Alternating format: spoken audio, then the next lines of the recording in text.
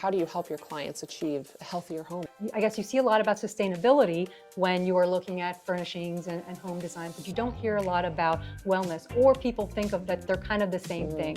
But the reality is that they're not. If you look at a rug that is made with recycled plastic bottles, well, that's great for the environment, but I don't want a rug made of recycled plastic bottles in my home. You don't know where that product has been, you don't know what it started off as, and there is a risk of microplastics and other things like that. Hello everyone, and welcome to Design Discussions with Nadine. I am Nadine, and today's guest is Melissa Trivette, and she is the owner of DuLany Design. And DuLany Design, how did you get that? Is DuLany your middle name? DuLany is my maiden name. Okay, because I was like, it's a pretty name, so I was wondering, I wanted to see. Thank you. I like the alliteration of it. Yeah, very good. So thank you for coming and talking with me and being my guest. We're going to have lots of fun today. We're going to talk a lot about interesting things and what you specialize in as a designer. But I first want to talk about, how did you get into interior design? You've been a designer for 2 years now. A little over 2 years. So let's talk a little bit about what made you go into interior design. Sure. Well, thank you for inviting me here today. It's a pleasure to be here. So I worked in marketing for 15 years prior to transitioning into design. I started off in advertising agencies and ended up in global brand marketing roles in oil and gas.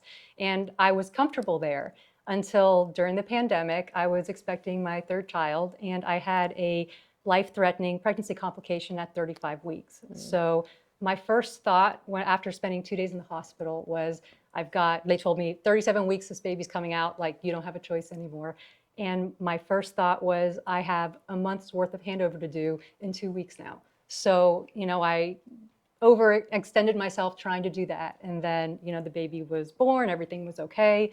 And then a few months later, I was informed that I was being laid off effective 2 weeks after my planned return date. So when that happened, it really just caused me to shift my perspective, reprioritize what was important to me and my family. I felt that I had sacrificed a lot for my family, and I didn't think I could go back to that. I wanted to do something instead where I felt that I was serving myself and serving my family a little bit more. So I started thinking back to a discussion that I had with a former manager of mine who was a wonderful, a dear friend.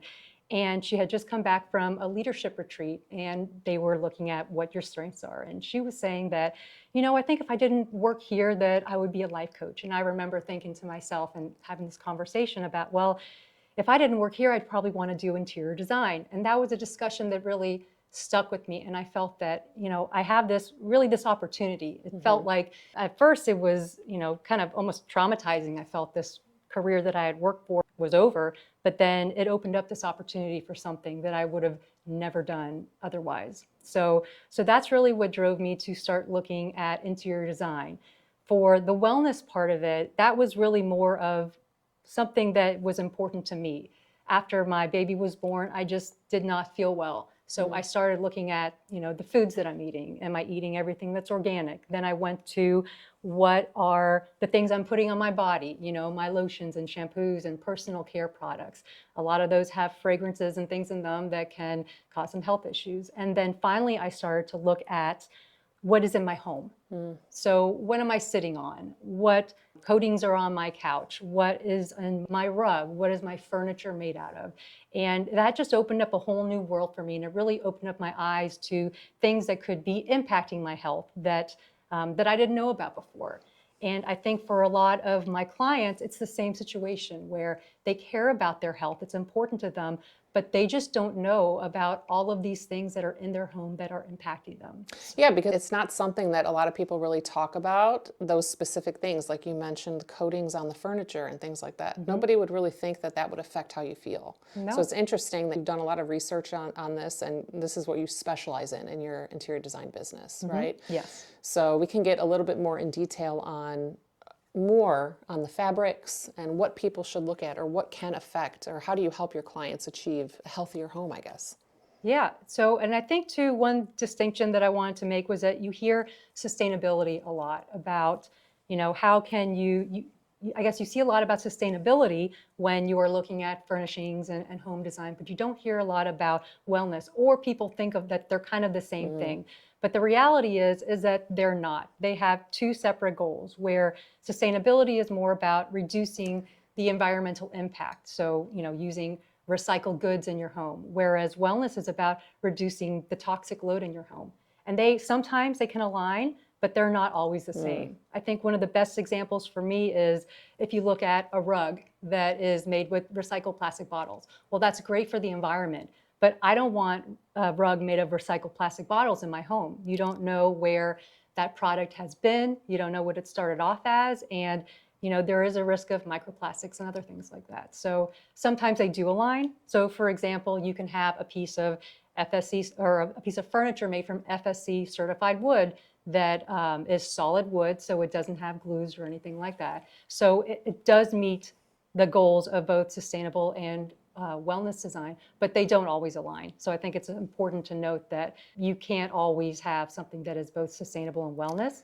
You just have to make a decision on what you prioritize. Yeah, because the sustainability thing, there could also be processes that are used or things used to make that product that are not necessarily healthy. Another interesting thing I want to talk about is the wool insulation that we talked about when we had lunch last time. Yes. And I thought that was very interesting, and it's something that you found when you were doing your home, and I think we should touch on that a little bit because I don't think that might be something that people don't know about as well. Yeah, so that was a good find, and we have a cabin out in Woodville that we're remodeling, and we're doing most of the work ourselves. So my husband is milling wood from the trees on the property, and so we knew it was going to take a long time. And when we were looking at insulation, I've dealt with fiberglass insulation before, and I didn't want to have something that was going to be exposed that my kids would, rub up against or be able to breathe. So we didn't want to do fiberglass. Then we started looking at spray foam insulation, and I realized that emits a lot of VOC. So it's really not the best product to be around if you're going to have open walls. And then I came across wool insulation. They sell it in bats or blow-in. And what's really interesting about wool is that it has the same R value as your conventional fiberglass insulation, but it's also mold resistant. It's fire resistant, and it keeps a relative humidity of about 60%. So it has a lot of benefits, and there's really not a whole lot of drawbacks about it. Besides, maybe if you don't have your walls closed up, it may smell like a wool sweater for a little bit. But my kids love it because we'll have the big bags of the bats that are on the ground that we're getting ready to use, and they'll just sit on it and use it as a chair. So it's something that I don't have to worry about them being around. Yeah. And that's a big part of a home too, is insulation. So that's great that you found that. Now I want to backtrack a little bit about your previous career in marketing, because as we all know, when you start a business, you've been in the business for about 2 years, marketing yourself is very important. So I would imagine that probably could have helped you in marketing yourself, considering you did it for 15 years, right? So it should have been a benefit, right? Oh, absolutely. And I think it's more than just marketing myself. It's about bringing the business background into it.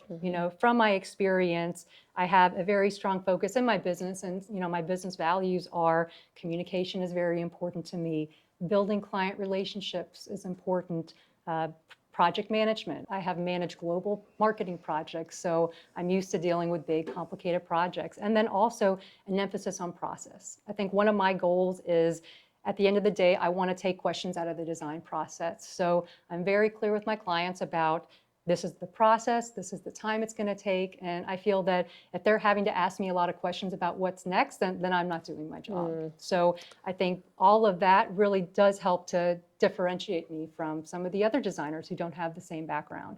And I'm used to being in environments where I'm learning a new client, I'm learning a new program. So I just took that perspective into my design business where, I can, at least initially, I can teach myself photography, I can teach myself design programs, I can network. So there were a lot of skills and strength that I was able to bring in from my background that I can leverage in the design business. That's really good. So let's backtrack a little bit again and talk again a little bit about the wool insulation. So where did you find it? How can people find it? And then talk a little bit about, you mentioned it's ethically sourced and all of that stuff. So let's touch on that just a little bit too. Sure. So the place where I purchased the wool insulation from, they're called Havelock Wool. I believe they're based out of Nevada, and they source it ethically from New Zealand.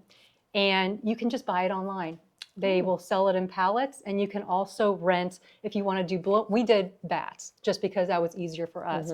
But if you're interested in using the blow-in insulation, you can rent one of the machines to do it from them.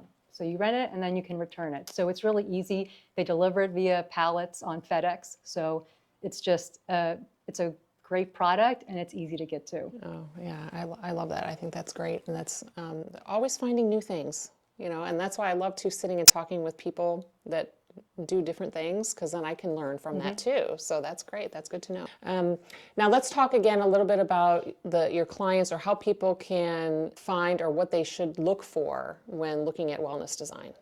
So the foundation where I usually start at is just use natural products. So for example, use solid wood instead of manufactured wood, because manufactured woods can contain glue that have formaldehyde in it. With solid wood, you don't have to worry about that. As long as you use a non-petroleum based coating on that, you're in pretty good shape.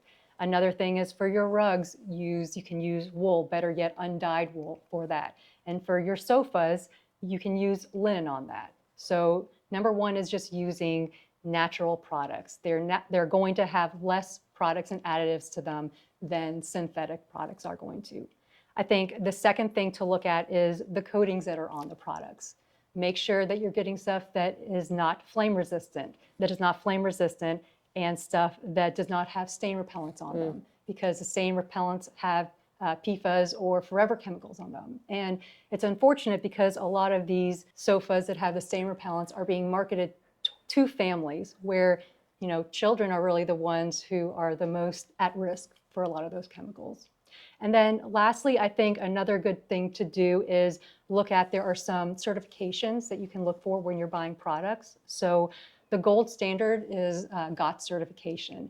And what GOTS is, it ensures that a certain percentage of the material that's being used is organic. So it starts from, you know, while the raw materials to manufacturing all the way to the finished product. So you have different tiers. I think one is 70% organic, the other one is 90% organic.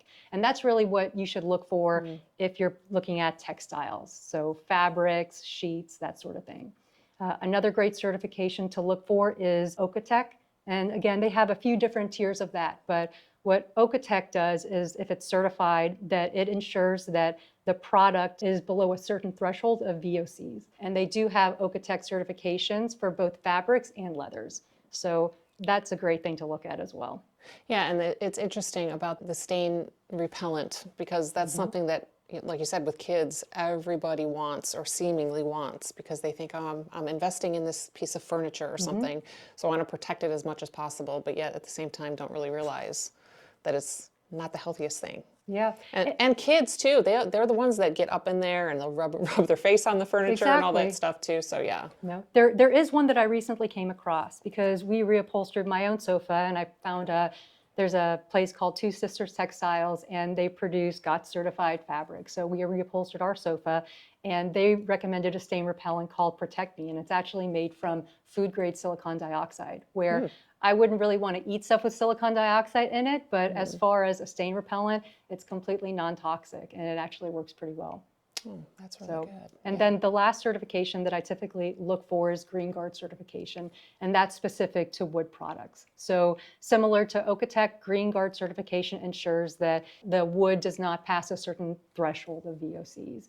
And I think it's important to note too that for GOTS certification, that is for natural materials, stuff that can be deemed organic, where Oeko-Tex can be applied to synthetic fabrics. So you'll see that a lot in clothes, like for bathing suits or a polyester cotton blend, they will be Oeko-Tex certified that just says, you know, it may not be organic, but it doesn't pass a certain threshold of VOCs. Of the chemicals that you're not going to want floating around. Yeah, volatile organic compounds. Yeah, that's good.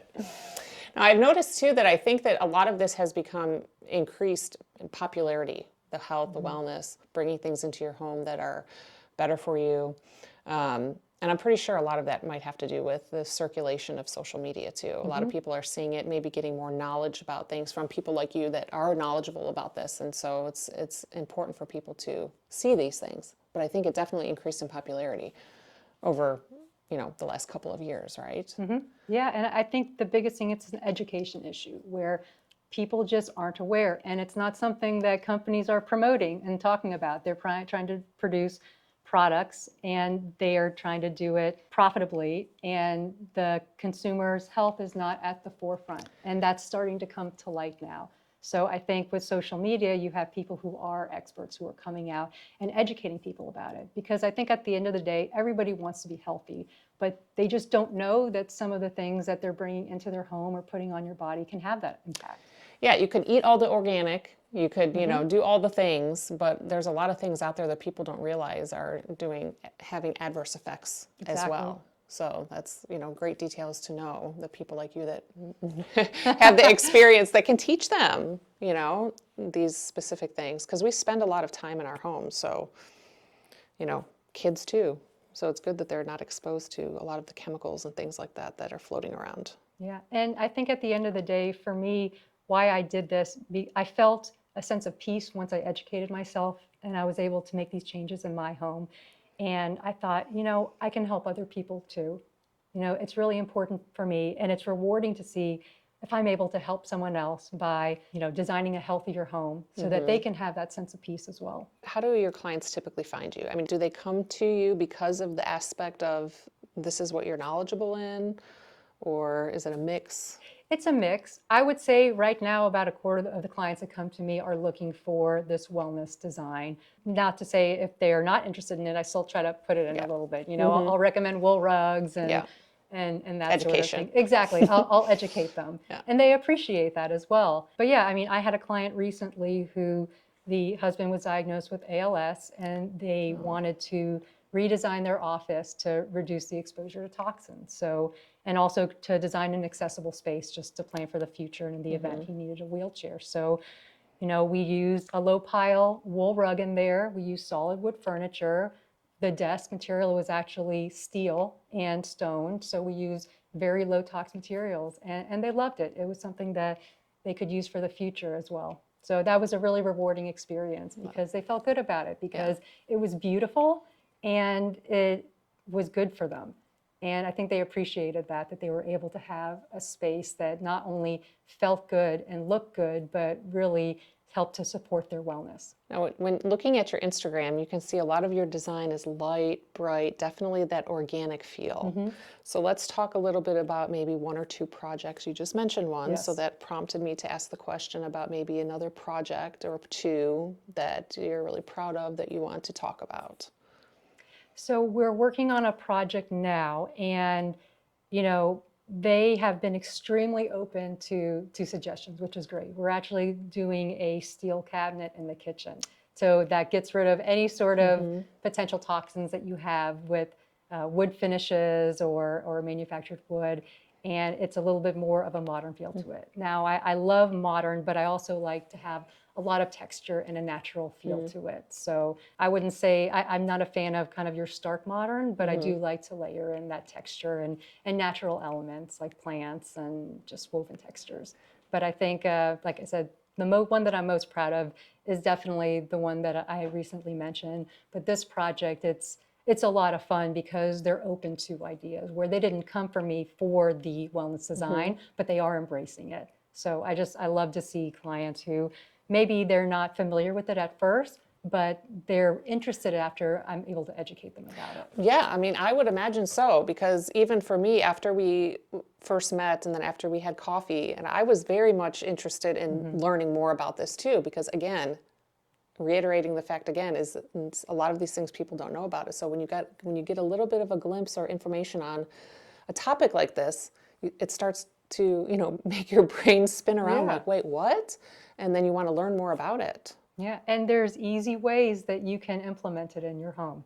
So how would you say then, if somebody is just out there watching and they want to just maybe start with something small to start, because you know it's a big process to convert your whole home to this wellness design. So what can people do to just start out changing? I think the easiest thing would just be to put plants in your home because they're naturally going to purify the air.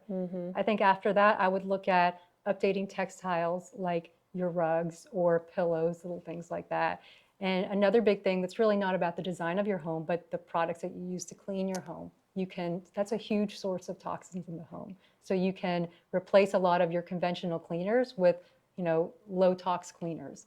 So I think that, the plants, your textiles, and then what you use to clean your home will make a huge impact. That's really good. Yeah, I like that. So let's end this episode, as I always do, asking about a horror story or a funny story that you can share for entertainment value for the audience. Sure. Fortunately, I have not had a ton of horror stories, but that just could be because I'm comparing it to the horror stories I had in my previous career. Yeah. But yeah, I've been fortunate that most of my clients are great people. I did have one experience though, and this was not a client, but it was actually one of my discovery calls. And I get on the phone, and this was my first year, so I was still getting my feet underneath me. And this potential lead, they start off talking about how they've been in the Woodlands for 20 years and have worked with many designers and like to look around and see who's new in the area. And then goes into, I saw your website and it looks like it's just photos of your home on the website. Like, tell me about that. And to be fair, it was my first year, so it was just photos of my home on my website. But it kind of took me aback how this person was trying to kind of poke holes in me and poke holes in my career. And they weren't even telling me about their design project. I remember I was having to pull this information out of, well, tell me about your bathroom. But it was more of them just saying, well, I've worked with all these people and you don't seem like, somebody who's worthy of my time. And my first thought was, well, why did you call me? But any event, so that was just stressful, and it made me kind of doubt myself and question myself as I'm starting out. But then I started to look at it as an opportunity, because it is true. Like, if I'm looking at my weaknesses, being a newer designer, not having that experience is a weakness. So it allowed me to come up with a script and come up with talking points where, if that question is asked to me in the future, how can I respond to it? I am more than just the amount of years that I have been in the design business. I do have a lot of experience in business and that I can leverage in my design business today. And that is a huge strength of mine. So again, it kind of started off as this awkward situation, but I was able to change it into an opportunity for growth, really, and to be able to address that in the future. Yeah, a learning experience for exactly. you, especially being so early on. You need those to, like you said, help grow your business, grow yourself as a person, and better yourself in your business. Everything's not always going to be great. So I try to look at kind of those challenges as learning opportunities, because that's the best way to learn, is to go through it. Yeah, that's great. Well, thank you for sitting with me and talking about all the things that you specialize in. I hope everybody enjoyed this episode and got some good information. We will put her Instagram here if you would like to look more into details about you and your business. So thanks again for joining me. Until then, stay tuned for the next one. Thank you, Nadine.